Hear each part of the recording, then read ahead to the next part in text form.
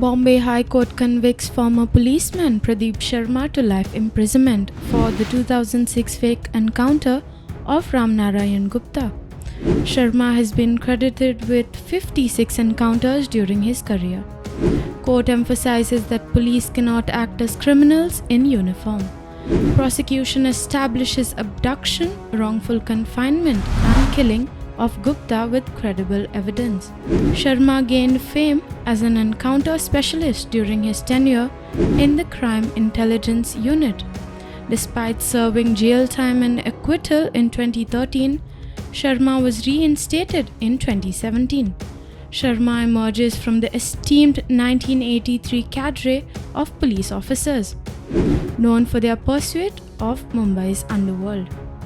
Sharma resigned from the police force in 2019 to join Shiv Sena. Sharma later faced arrest in 2021 in connection with the Antilia explosive scare and Mansukh Hiran murder case. The encounter of Gupta alias Lakhan Bhaiya occurred on November 11, 2006 near Nana Nani Park in suburban Versova.